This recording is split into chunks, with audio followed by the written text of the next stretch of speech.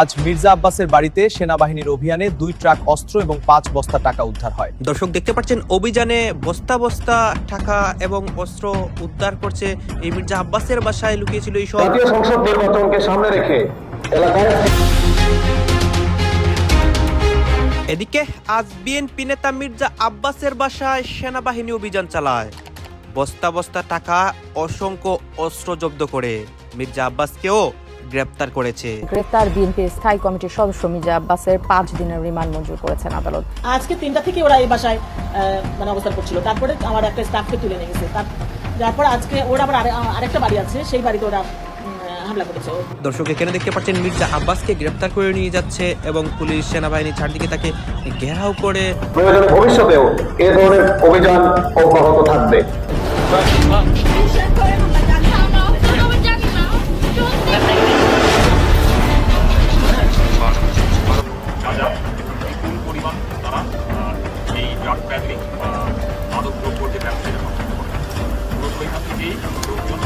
বিএনপির এক নেতার বাসা থেকে বিপুল পরিমাণ অস্ত্র উদ্ধার করেছে সেনাবাহিনী। এসব গুন্ডা মাস্তান চাঁদাবাজদের সাথে নির্বাচন করে নিজের মান ইজ্জত যাচ্ছে।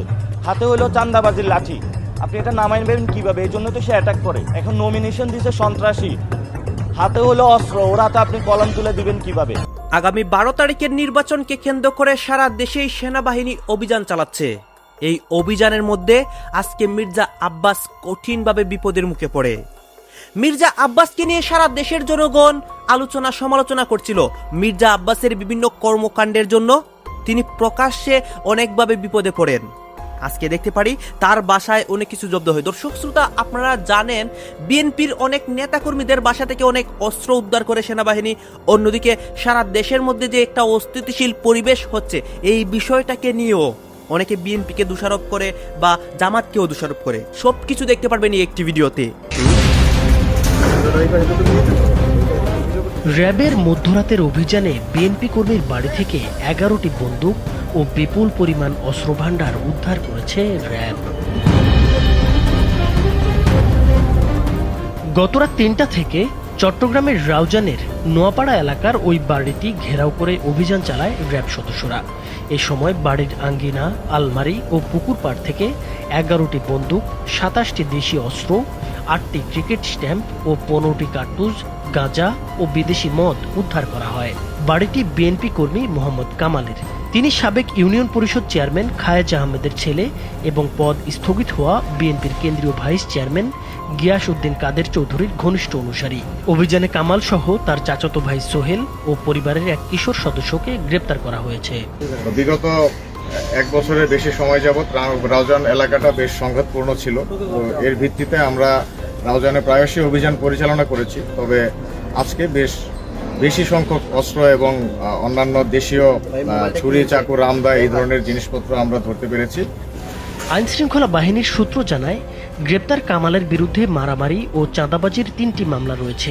তিনি গত 5 আগস্টের পর থেকে বিএনপির রাজনীতিতে সক্রিয় হন। তবে পরিবারের দাবি, কামাল কোনো সন্ত্রাসী কার্যক্রমে জড়িত নন, বরং 5 আগস্টের পর এলাকায় চাঁদাবাজি ও মারামারির বিরুদ্ধে সোচ্চার থাকায় প্রতিপক্ষ একটি পক্ষ ষড়যন্ত্র করে তার বাড়িতে অস্ত্র লুকিয়ে রেখেছিল। দেখাতে পারবেন একটা রেকর্ড আমার নামে কোনো অভিযোগ আছে, কোনো মামলা আছে, কোনো আগে মামলা খাইছি 50। অন্যদিকে র্যাব বলছে, সুনির্দিষ্ট তথ্যের ভিত্তিতেই তারা এই অভিযান পরিচালনা করেছে।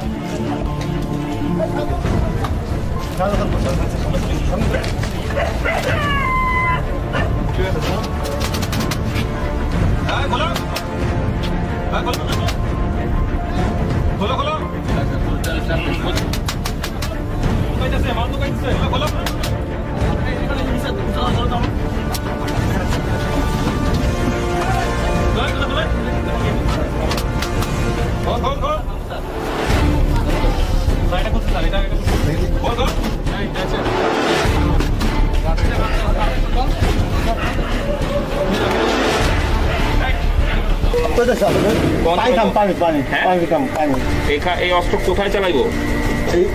বড় চাকু আছে না, চাকু ছিল রাখতে পুলিশে যাইলে পুলিশ এলে দৌড়ানি দিব। আমি সত্য ধরেছি স্যার, সত্যি কথা সত্য ধরেছি স্যার। আর ওই যে স্যার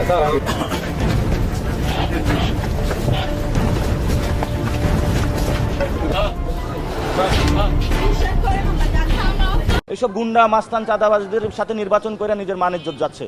হাতে হলো চাঁদাবাজির লাঠি, আপনি এটা নামাইবেন কিভাবে? এই জন্য তো সে অ্যাটাক করে। এখন নমিনেশন দিয়েছে সন্ত্রাসী, হাতে হলো অস্ত্র, ওর হাতে আপনি কলম তুলে দিবেন কিভাবে? এই জন্য জনগণ ভোট দিয়ে তাদের হাত থেকে অস্ত্র নামাইতে হবে। হাতে হলো চাঁদাবাজির লাঠি, আপনি এটা নামাইবেন কিভাবে? এই জন্য তো সে অ্যাটাক করে। ভালো মানুষের সামনে যাতে নমিনেশন দেওয়া হয়, এইসব গুন্ডা মাস্তান চাঁদাবাজদের সাথে নির্বাচন করে নিজের মান ইজ্জত যাচ্ছে। এই জন্য হলো আমরা সব দলকে আহ্বান জানাবো, ফিউচারে যারা লোকাল গভর্নমেন্টে যাদেরকে নমিনেশন দিবেন আপনারা ভালো মানুষদেরকে দিবেন। এরা এক এক জায়গায় উকি মারে সন্ত্রাসী কার্যক্রম চালায়, ভোটারদের ভয় দেখায়। আমরা যারা সুস্থ একটা গণতান্ত্রিক চর্চা করতে চাই, এদের কারণে আমরা পারছি না। আমরা আশা করব যে আগামীতে তারেক রহমান ভালো মানুষদের নমিনেশন দিবেন। আর উনি এইসব গুন্ডা নিয়ে কিভাবে প্রধানমন্ত্রী হওয়ার স্বপ্ন দেখেন? উনি কি পার্লামেন্টে কতগুলা গুন্ডা সন্ত্রাসী লয়ে ঢুকবেন? পার্লামেন্টে আমরা ট্যাক্সের টাকা থেকে গুন্ডা সন্ত্রাসী পালার জন্য? পুরো বাংলাদেশের মানুষ তারেক রহমান যে কে ভুল করেছে তার পাপের প্রায়শ্চিত্ত আপনারা ভোটের মাধ্যমে নিশ্চিত করবেন। দাঁড়িপাল্লা এবং শাপলাগলিতে ভোট দিবেন, তাকে লাল কার্ড দেখাবেন, যাতে আর জীবনে সাহস না করে সন্ত্রাসী চাঁদাবাজি দুর্নীতিবাজ ঋণখেলাপি দ্বৈত নাগরিকদেরকে মনোনয়ন দেওয়ার।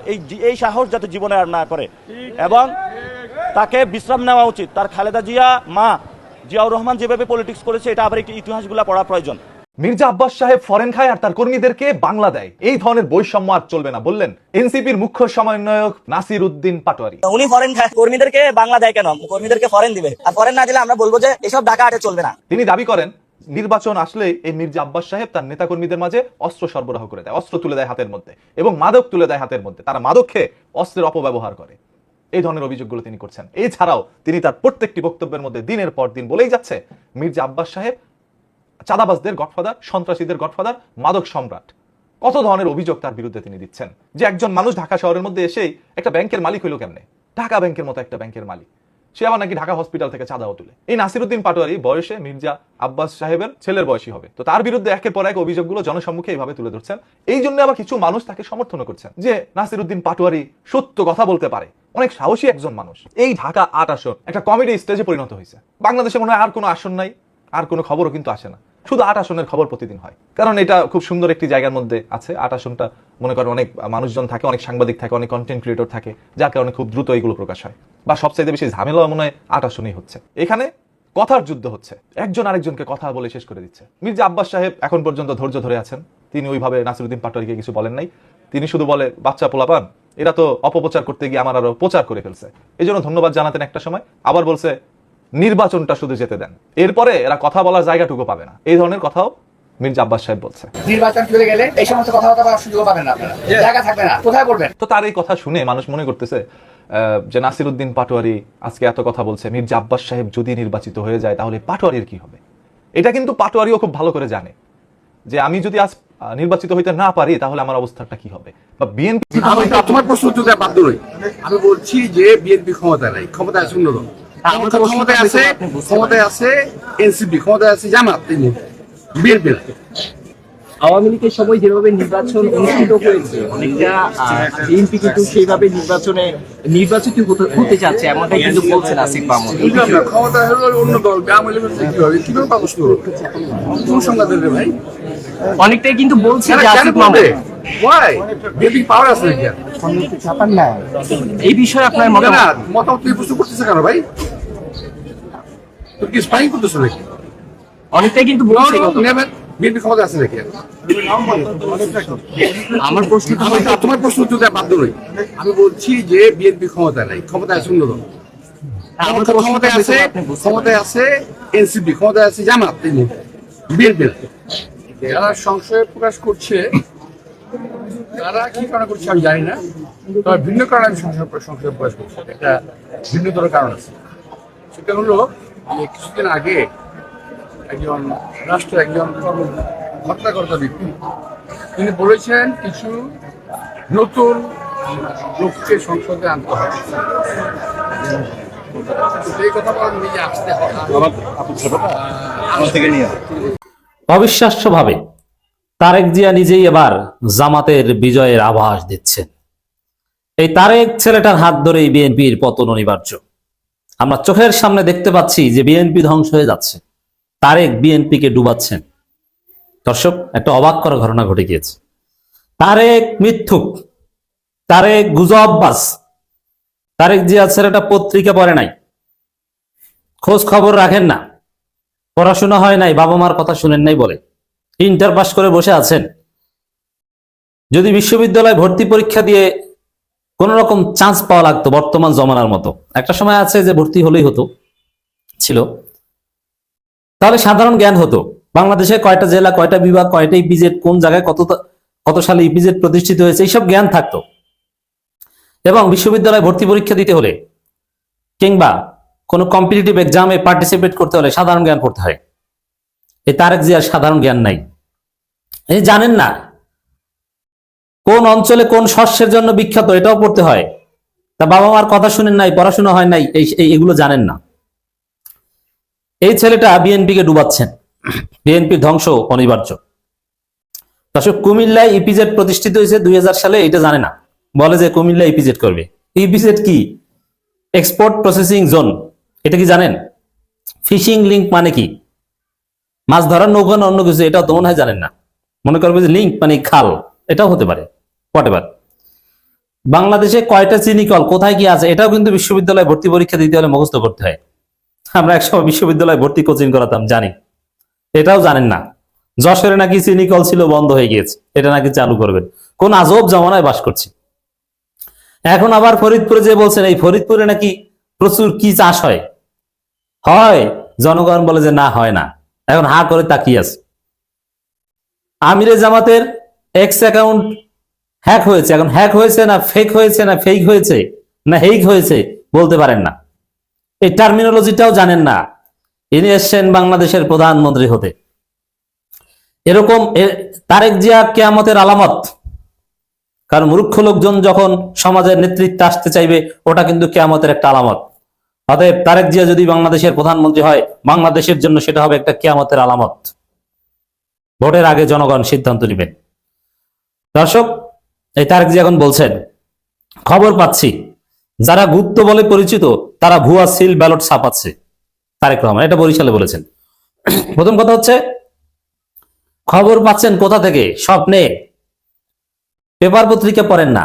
খবর কিভাবে সংগ্রহ করতে হয়, কোনটা অথেন্টিক কোনটা অথেন্টিক না, ফেসবুকে একটা দেখলে তারেকের অবস্থা কোন রুহুল কবির রিজভির মতো। বিএনপির ছাত্রীরা ছড়িয়েছিল যে শরীফ ওসমান হাদির হত্যাকারীর সাথে সাদিক কায়েম চা খায়, এআই দিয়ে ছবি বানিয়ে ছড়িয়েছে। ওইটা বিশ্বাস করে কথা বলেছিল রুহুল কবির রিজভী, তারপরে ক্ষমা চাইতে বাধ্য হয়েছে। ঠিক তদ্রুপ তারেক জিয়া লক্ষ্মীপুরে একটা ছেলে গ্রেপ্তার হয়েছে ভোটের সিল বানাতে, যে সেখানে দাড়িপাল্লা বা এরকম কোনো বিষয় ছিল না, কোন নিউজ পেপারে কোথাও আসেনি। কিন্তু দুষ্ট ছাত্র দলের ছেলেরা গর্ত খুঁড়েছে দাড়িপাল্লার নামে অপপ্রচার করার জন্য। কিন্তু দেখা গেছে সেই গর্তে তাদের নেতা স্বয়ং তারেক জিয়া নিজেই পা দিয়েছেন। আজকের বিষয়, তারেক রহমান বিএনপির চেয়ারম্যান, তার সম্পর্কে কি বলেছেন শেখ হাসিনার পুত্র সজীব ওয়াজেদ জয়। যা বলেছেন সেটা বিস্ফোরক বক্তব্য, এবং আমার মনে হয় যে এই মুহূর্তে এখনো পর্যন্ত এই প্রথম সজীব ওয়াজেদ জয় আওয়ামী লীগের, তিনি কোনো পদ পদবি তার নেই, তার একমাত্র বড় পরিচয় যেটা সেটা হচ্ছে যে আওয়ামী লীগের সভানেত্রী সাবেক প্রধানমন্ত্রী শেখ হাসিনার তিনি পুত্র। তিনি এই যে বাংলাদেশের আসন্ন নির্বাচন, এই নির্বাচন নিয়ে অনেক কথা বলেছেন। সেই কথাগুলির মধ্যে একটা বিস্ফোরক বক্তব্য হচ্ছে যে ভেনেজুয়েলার প্রেসিডেন্ট নিকোলাস মাদুরো, যিনি এই মুহূর্তে আমেরিকার জেলে বন্দী, মার্কিন সরকার তাকে তার দেশ থেকে অপহরণ করে এনে জেলে পুরে রেখেছে, আমেরিকার জেলে পুরে রেখেছে। এই মাদুরোর সঙ্গে তুলনা টেনে বা মাদুরোর প্রসঙ্গ টেনে তারেক রহমান সম্পর্কে সজীব ওয়াজেদ জয় কিন্তু বিস্ফোরক কিছু মন্তব্য করেছেন। কোথায় করেছেন না, শেখ হাসিনা অর্থাৎ আওয়ামী লীগ নেত্রীর মতো তার পুত্র সজীব ওয়াজেদ জয়, তিনিও ইদানিং আন্তর্জাতিক বিভিন্ন মিডিয়াকে সাক্ষাৎকার দিচ্ছেন। কিন্তু সোমবার দিন তিনি আমেরিকা থেকে একটি ভার্চুয়াল প্রোগ্রামে অংশ নেন, ভার্চুয়ালি। দর্শক, আপনারা তো দেখলেন এখানে কি কথা হচ্ছে। অনেকেই কিন্তু অনেক কথা বলতেছে, বিশেষ করে এইখানে আমরা দেখতে পাচ্ছি মির্জা আব্বাসকে নিয়ে কথা হয়। গাইস, এই মির্জা আব্বাসের বিষয়ে অন্যদিকে দেশের রাজনৈতিক প্রেক্ষাপট নিয়েও যে অনেক কথা হয়, বিএনপি জামাতের অনেক অবস্থা নিয়ে, এগুলো নিয়ে আপনাদের মন্তব্য কি? দর্শক শ্রোতা, আপনাদের গুরুত্বপূর্ণ মন্তব্যটা আপনারা আমাদের কমেন্ট বক্সে লিখে যাবেন। আর হ্যাঁ, তখন আপনাদেরকে আমরা যা কিছু দেখিয়েছি সব কিছু আমরা সোশ্যাল মিডিয়া থেকে সংগ্রহ করেছি। এখানে আমাদের নিজস্ব কোনো মন্তব্য নেই বা আমাদের নিজস্ব কোনো সিদ্ধান্ত নেই। সর্বশেষ আপনাদের কাছে আমাদের একটা রিকোয়েস্ট থাকবে, আপনারা আমাদের চ্যানেলে নতুন দর্শক হয়ে থাকলে চ্যানেলটি সাবস্ক্রাইব করবেন এবং পাশে থাকা বেল বাটনটি বাজাবেন যাতে করে নেক্সট ভিডিওটা সবার আগে আপনাদের কাছে পৌঁছে যায়। ধন্যবাদ।